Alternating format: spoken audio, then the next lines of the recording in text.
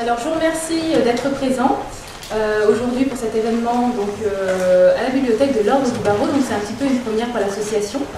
Donc pour ceux qui connaissent l'association, effectivement elle a été créée par M. Abdelkader Haroun qui est président et qui est ici présent.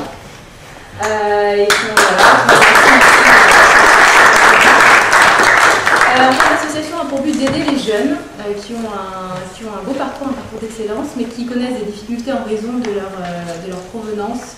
Donc ça peut être pour des raisons sociales ou pour également si des personnes qui ont un handicap d'ailleurs aujourd'hui. Je voudrais remercier Mouji, Maître Maoui ici présent, sans qui je pense que rien n'aurait été possible. Et permettez-moi également, je ne vais pas remercier tout le monde, je n'ai pas voulu l'oublier, mais je voulais également remercier Monsieur le bâtonnier d'avoir bien voulu organiser, nous prêter cette salle gracieusement et de nous avoir permis de nous retrouver aujourd'hui. Alors, pardonnez-moi de ne pas remercier tout le monde, mais en tout cas le cœur y est. Je voulais simplement, je ne vais pas monopoliser trop la parole, Madame la Ministre, elle doit partir. Je voulais simplement indiquer un peu la raison pour laquelle on est là aujourd'hui et on est là tous les jours. Mais je pense que c'est important de contribuer à donner une image positive de tout ce qu'on appelle des personnes issues de la diversité, mais j'inclus également toutes les personnes qui dans la société ont de la difficulté à s'insérer. Je pense à ceux issus de la diversité, mais également aux femmes et également à des personnes qui souffrent de handicap et qui malheureusement ont également des difficultés pour pouvoir s'insérer. Ok à tous, c'est un très très grand plaisir pour moi d'être ce soir avec vous. Il y a une qualité que j'apprécie particulièrement, c'est la fidélité. La fidélité aux valeurs de la République, cette devise que nous devons faire vivre tous les jours, d'égalité, de fraternité, de liberté. Et la fraternité, eh bien, c'est en effet faire la place à la diversité. C'est 1000 personnes et je crois que ce soir nous sommes réunis dans un lieu très intéressant puisque nous sommes dans une bibliothèque qui est un lieu où on vient chercher la connaissance et aussi partager le savoir et c'est ce qui va se réaliser puisque nous avons des étudiants. Quelques mots rapidement puisque nous allons passer effectivement aux travaux du jury. D'abord pour féliciter et remercier celles et ceux qui organisent cette manifestation, cette opération cet après-midi. Nous savons combien c'est difficile d'organiser, combien c'est du travail. Et donc il faut par des actions concrètes, donc à l'action, oui, ça s'appelle comme ça, pour donner des exemples, donner des perspectives, ouvrir des perspectives à tous les jeunes, ou moins jeunes aussi, parce que j'arrive à un âge où je me retrouve plus aussi des moins jeunes, faire en sorte que chacun trouve sa place dans la société en fonction de son mérite. Nous commémorions il y a quelques jours le 70e anniversaire du débarquement des Alliés en Normandie, et il faut toujours se souvenir pourquoi on fait ça, comment a été reconquis le territoire européen, non pas pour le plaisir de reconquérir, mais pour la volonté de réinstaurer en France, par exemple, la République et ses valeurs, avec notamment le fameux projet de référence, je relis de temps en temps le programme du Conseil national de la résistance, un outil de ressourcement personnel très fort, et notamment cette alliance. L'une pour, malgré tout, à mes côtés, et l'autre contre, Marion, qui a bien voulu tenir ce rôle très difficile. Parce que, excusez-moi, messieurs, mesdames du jury, mais on connaît déjà le résultat, mais peut-être qu'elles arriveront à vous convaincre. En tout cas, pour l'une, Marion, ou pour l'autre, pour d'autres raisons. Je ne connais pas les arguments qu'elles vont développer, mais je suis sûr en tout cas qu'elles seront nous captiver. Parce qu'elles ont accepté pratiquement à la dernière minute de jouer ce rôle. Et moi, personnellement, j'aurais craint de le faire. Elles ont osé, bravo. Donc j'aimerais qu'on les salue. Alors, une plaidoirie, qu'est-ce que c'est? Une plaidoirie, c'est intervenir de manière subjective pour défendre une idée. C'est ce qu'elles vont faire. D'abord pour...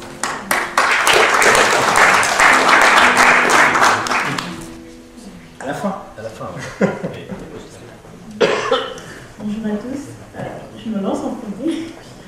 Donc, je ne comprends compare, pourquoi on se pose la question à savoir l'intégration des aveugles dans les écoles d'avocats, c'est quelque chose qui devrait être, qui coule de source normalement, parce que tout le monde a le droit de rêver et de pouvoir réaliser ses rêves, c'est-à-dire suivre ses aspirations. Si on rêve d'être avocat, qu'on le fasse. On rêve d'être pilote, qu'on puisse avoir beaucoup de choses à faire. Ce que je peux retenir de ce sujet, c'est que on a plusieurs sortes différentes catégories plutôt de déficiences visuelles. Donc en fonction de ces catégories, il y a un classement qui a été fait, donc, et qui a été très controversé par l'OMS. Donc où on classe la France ayant 1,5 million de déficients visuels. Et sur ces 1,5 millions, je me suis posé la question à savoir combien d'élèves apprentis avocats ou d'avocats nous avons. Bon, Dieu.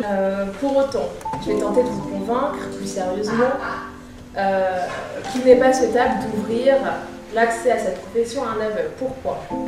Je souhaitais déjà commencer cet exposé en vous indiquant que cette question très intéressante ne concerne qu'un nombre limité de personnes, puisque bien qu'une personne sur 1000 est aveugle ou malvoyante en France, seuls 22% d'entre elles ont moins de 60 ans. Ainsi, donc, la population de malvoyants en âge de travailler s'élève à environ 15 000 personnes, parmi lesquelles 2500 pratiquent le braille, ce qui est une proportion donc, qui n'est pas très élevée.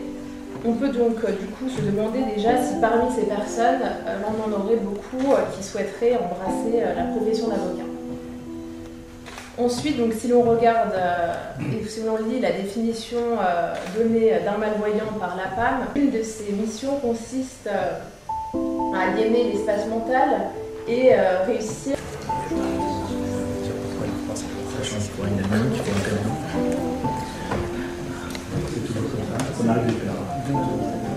C'est vraiment sourd. Très difficile. D'ailleurs, je suis bien maintenant.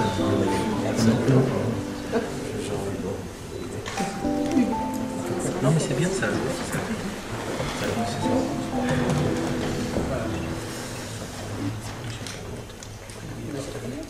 Nous avons délibéré. Ouais, le terme. Sur le siège. Il y a donc, au vu du travail qui a été réalisé et de la présentation de chacune des candidates, deux voix vont Marietou. et puis deux voix à Marie. Ouais.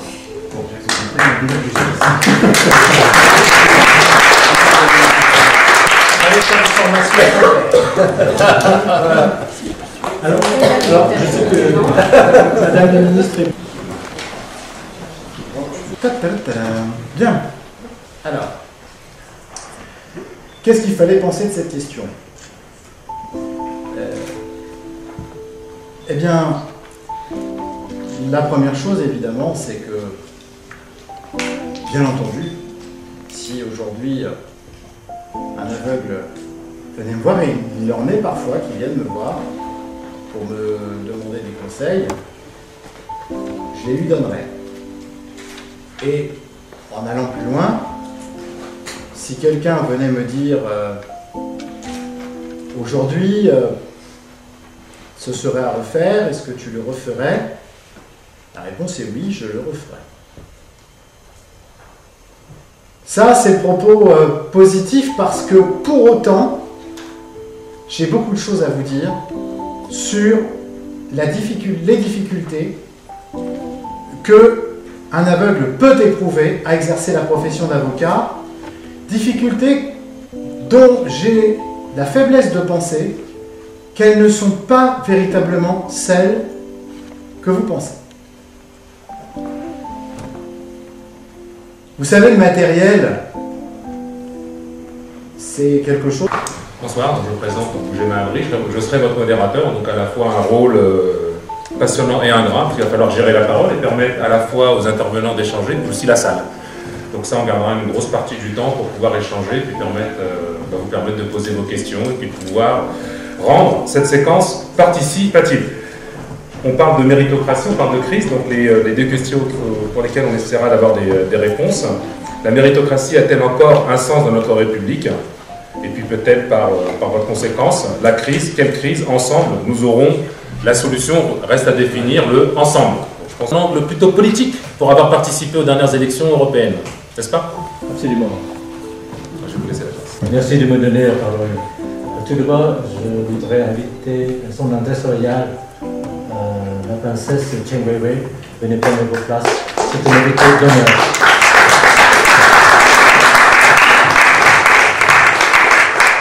La parole, le principal sujet, je voudrais d'abord présenter aujourd'hui pourquoi la présence de son Altesse royale, la princesse Cheng Weiwei, c'est la dernière descendante du dernier empereur de Chine, Puyi. C'est la gardienne légalitaire de 400 millions de Chinois en Chine, Taïwan, Hong Kong et les Français extérieurs. Et deuxièmement, je voudrais aussi apporter une bonne nouvelle pour l'association. Le président n'est pas là, mais il y a la présidente qui était là. Voilà, président. Voilà, la princesse m'a chargé de vous dire que la princesse sera honorée de parrainer notre association. Et si vous permettez, je donne 3 minutes à son conseiller, l'avocat, pour expliquer un petit peu le parrainage et les subventions. Merci beaucoup. Je l'invite le docteur Etienne Mann.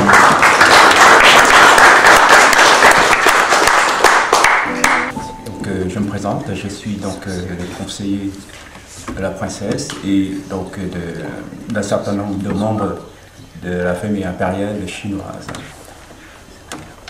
On n'entend pas parler tellement de cette famille depuis donc, la déchéance, depuis donc, la Révolution, mais elle est là. La présence de la princesse nous le prouve. C'est la première fois que nous participons donc au chemin de la réussite et je suis extrêmement étonné donc, de la vitalité, de la présence et surtout d'une grande diversité avec en toile de fond convergence, convergence de vues, convergence de moyens d'action également. Nous avons beaucoup travaillé sous l'autre cieux, à 8 km ici, avec une population apparemment très différente, mais avec des soucis identiques. Je pense que la diversité nous a frappé quand même en disant peut-être elle est plus riche ici, en France en particulier, en Europe aussi. Bien, voilà, maintenant si vous permettez, je commence à parler de notre sujet. Vous m'avez posé une question de mon expérience lors de l'élection européenne. Donc, je fais partie de la liste Europe solidaire qui regroupe toutes les nationalités. Cela veut dire la diversité. Voyez-vous, je parle d'abord ce que j'ai rencontré lors des campagnes d'élection. J'ai rencontré beaucoup de familles. Monsieur le Président, mes chers amis qui ont créé cette association, donc je fais partie, c'est que, vous savez, nous avons fait notre devoir de trouver, de booster un étudiant d'une famille modeste. Mais est-ce que c'est suffisant? Oui et non. Pourquoi oui et non? C'est insuffisant parce que c'est la question cellulaire, c'est la question famille. Comment voulez-vous parrainer un étudiant, soit brillant soit-elle, comment il peut mettre toute 100% de son énergie dans leurs études pendant ce temps-là? La moitié de sa tête pense comment je vais faire ma famille. Mon père va perdre du travail. Je ne sais pas en combien de temps on devient sans abri. Mes frères et sœurs qui n'ont pas mangé le faim, Alors, Monsieur le Président, vous savez, c'est très bien qu'on a fait. Mais comment on arrive à travailler avec tous les gouvernements avant d'aider un étudiant en difficulté familiale? Comment faut l'aider d'abord aussi sa famille? Tant que la famille n'a pas harmonisé, n'a pas sécurisé, donc l'étudiant ou votre filleul ne sera pas efficace. Comment font-ils? Il va diriger une entreprise après, mais pendant ce temps-là, il n'arrive pas à maîtriser sa famille. J'ai fait comme tous les étudiants, d'essayer de traduire et d'étudier tous les mots, toutes les expressions, toutes les explications concernant méritocratie. En fait, avant d'arriver ici, je n'ai pas compris grand-chose. Et là, j'ai compris quelque chose. En voyant débattre ici et en vous voyant, et j'ai compris encore plus le chemin de la réussite, la relation entre le chemin de la réussite et méritocratie. En fait, je suis extrêmement étonné, joyeusement étonné du fait que cette notion est très connue en Chine et en Asie. Parce qu'elle est très utilisée dans la vie de Napoléon. Celui qui a le premier, parmi les premiers, à développer cette notion. Et la Chine et les pays asiatiques ont adoré le courage, la façon de comporter de Napoléon, et ils ont beaucoup suivi cette notion-là. Mais pour moi, le chemin de la réussite, c'est un peu de savoir, un peu de faire savoir, et beaucoup de faire savoir et de partager. C'est pour ça aujourd'hui, je crois avec l'équipe de la princesse, de M. Pham et Étienne, nous avons une mission, un grand projet, c'est Greater China, qui est en train de développer un projet concernant beaucoup de domaines. Le président du centre de réflexion du cercle de l'Olino continue avec un nouvel intervenant, donc Fabrice Atoun, chef d'entreprise. Je me suis parlé aussi de méritocratie. Donc est-ce qu'elle existe, cette méritocratie? C'est tout simplement une croyance, Fabrice Atoun. Si vous permettez, je vais rester à ma place. Parce qu'on a dit, oui, j'ai la voix qui porte probablement du fait de mes origines suédoises, mais je vais prendre quand même ça pour parler. Donc, oui, effectivement, je vous remercie de me permettre d'intervenir sur ce sujet, qui est un sujet qui me passionne depuis plus de 15 ans, à peu près depuis la période où j'ai commencé à travailler. Alors pourquoi je me penche sur ce sujet-là depuis? Parce que très rapidement, j'ai créé mon entreprise et très rapidement, j'ai été confronté à des recrutements. Et quand j'ai recruté, j'ai découvert ce que je n'avais jamais vécu étant jeune, étant lycéen, étant étudiant, c'est-à-dire qu'on me parlait de discrimination, et en particulier de discrimination raciale. Et alors, comme ceux qui peuvent me voir, parce qu'effectivement j'ai quelques amis qui ne peuvent pas me voir dans la salle, mais vous apercevez que j'ai absolument rien de physique d'un Suédois. Mes parents ont immigré de Tunisie en 67, naturalisé en 68, je suis né en 70 à Paris, et je n'ai jamais rencontré aucune barrière. Alors je sais que c'est pas bien parce qu'en général, quand on vient dans ces assemblées-là, c'est pour faire... On appelle ça maintenant, donc c'est environ 1000 salariés qui sont répartis dans le monde entier, et essentiellement dans le Golfe arabe-persique. Et qui fait de la formation militaire à l'export, c'est-à-dire avec les pays amis de la France. C'est une société qui va former les armées étrangères de la manière dont les armées françaises sont elles-mêmes formées et entraînées. En fait, moi, j'ai un parcours très différent de chacun d'entre vous, et je crois que c'est vraiment le but de nos échanges aujourd'hui. Moi, le sujet du colloque d'aujourd'hui m'a beaucoup interpellée. Parce qu'il y a cette question sur est-ce que la méritocratie elle a encore un sens aujourd'hui, la crise, quelle crise, et l'idée qu'ensemble on aura la solution. Et en fait, je crois que c'est vraiment ça le thème. La méritocratie, c'est pas le pouvoir à ceux qui ont réussi, c'est le pouvoir à ceux qui méritent le plus, théoriquement. C'est-à-dire, c'est pas seulement où est-ce qu'on est arrivé à un instant T, c'est aussi de savoir regarder d'où on est parti. Et c'est pour ça que le ensemble, on trouvera les solutions est important. Parce qu'on ne peut pas se satisfaire seulement de regarder les mêmes personnes accéder aux mêmes responsabilités. Moi, je ne peux pas vous faire pleurer dans mon parcours. J'ai ce qu'on appelle le parcours idéal, entre guillemets, même s'il n'y a pas de parcours idéal.